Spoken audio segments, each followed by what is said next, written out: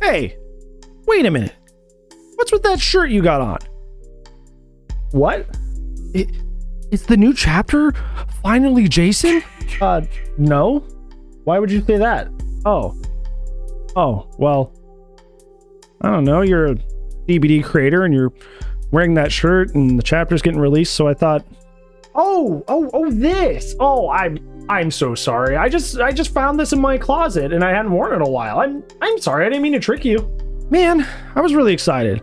I guess I'll go watch the dev stream or something then. Yeah, honest mistake. You enjoy. 1 day later. It's in here, you son of a bitch. You lied to me. I'm sorry. Please.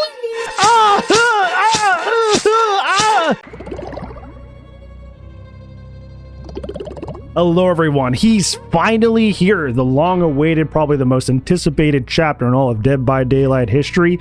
Jason from Friday the 13th, now under the JC Universe umbrella, has come to Dead by Daylight.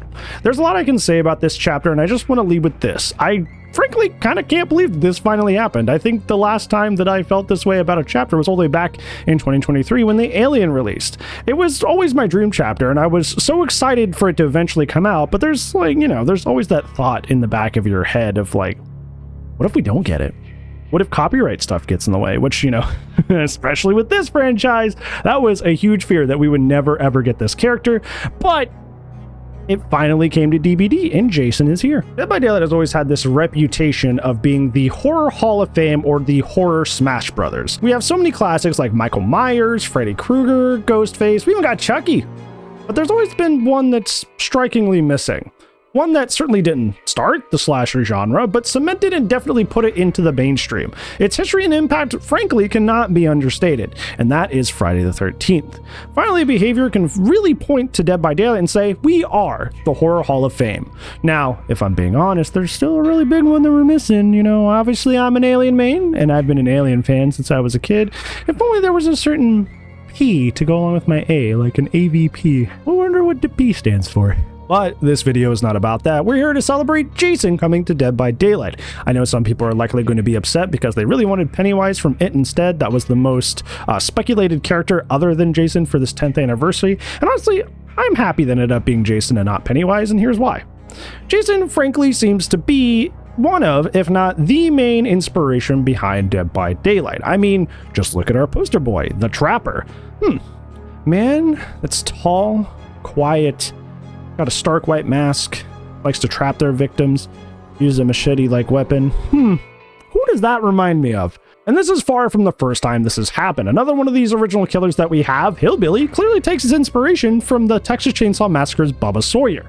A man who had an awful childhood grows up deformed both internally and externally, who then turns that outward onto his victims while wielding a chainsaw. Now that's familiar. However, with DBD in its infancy back then, there was really no guarantee we would ever get licensed characters like that. I don't even think this was something that they considered as a possibility until we got the groundbreaking chapter of Halloween in late 2016. I hope you come back, by the way. So now it only makes sense that we round out those original characters that were heavily inspired by horror legends by having Jason to DBD's Trapper.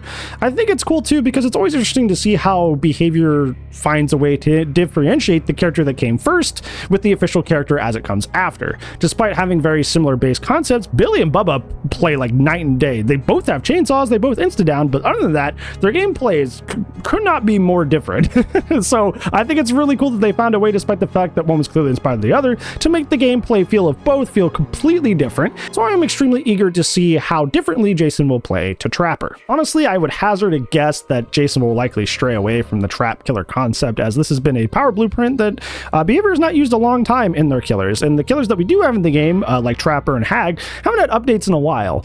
Skull Merchant is kind of like the most recently looked at character that's technically quote-unquote a trap killer, but they're obviously they nerfed them into the dirt on purpose, and they have a rework that's planned, and the little peaks that we've got of that rework, it seems like they're very much minimizing the trap part of their kit, so I doubt they will go that route with a brand new character. So yeah. However, realistically, the only way we'll know for sure is to check it out on the PTB that's coming out this Tuesday. I'll be streaming it on my Twitch page, twitch.tv/TheMrHeadache. It's probably the most excited I've been for a PTB in a while. I know this game has been in an interesting state lately, so having something cool to look forward to for once is really nice.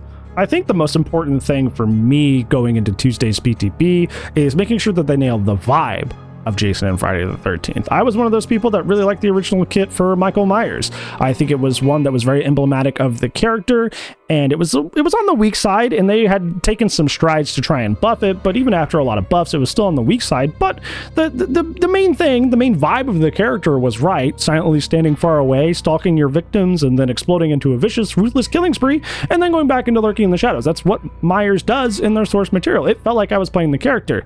I think when Behavior reworked them into Dash Myers, I think it feels like they threw out the identity of the character almost entirely. Like I understand that other Myers had a weaker power, but it was more true to the character, and I don't really think that current Dash Slot Myers really fits the character at all. So now Jason is up to the plate, so Behavior has a pretty challenging task to make sure that the character feels heavy, strong, and relentless.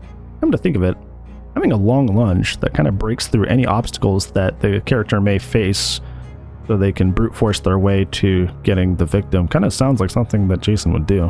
But certainly they would not recycle that, so Behavior has to find a way to nail that relentless, brutish nature of Jason. Not only that, but Jason's versatility. I think that's my favorite part of the character. Whenever people talk to me about what I thought that Jason's power would be before we knew that he was coming, I always said that he should have like a power wheel, something like Vecna, or many stances like Dracula, simply because Jason has so many varied and iconic ways of dispatching his victims that really, I don't think there's a power that would realistically feel right on him, because his source material has him disposing of his victims in so many different ways. Sure, the machete is like his main weapon, but he uses hands, gardening tools, anything in the environment, anything he can find.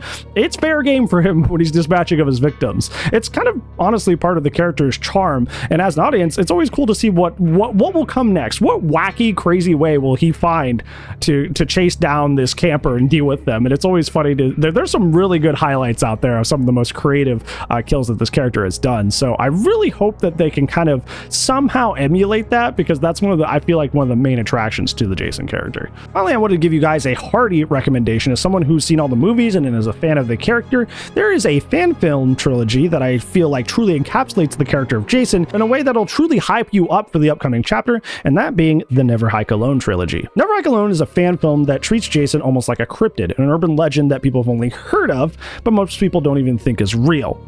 That is, of course, until this outdoorsman YouTuber, no, I'm not kidding, but it actually works, stumbles upon Crystal Lake and finds out that Jason is very real, which cascades into the events of the next two films. There's a prequel with Never Hike in the Snow that goes before, and then I think it slightly covers some stuff after, or at least implies some stuff. And then there's Never Hike Alone 2, which kind of like blows off the whole series with a big bang. It's so good, and it's honestly better than a lot of the films in the official series. Dare I say, they were my favorites. So I urge you to check them out if you're new to the character of Jason or are a fan looking to get hyped before the character's official release. Other than that, though, that's about it for my feelings on Jason finally coming to DBD. I'm pretty excited, and I hope they can nail the feeling of being Jason and the archetypical slasher. What do you think about Jason finally coming to DBD? Are you excited, or were you one of those people that was wanting a different chapter and said, I saw a lot of Pennywise, I saw a lot of Bendy? Were you one of those guys? Tell me down in the comments below. Other than that, though, that's it for today's video, friends. Thank you so much for liking and subscribing today, and hopefully I will see you in the next one. And if I don't see you there, I'll see you when I see you. Goodbye.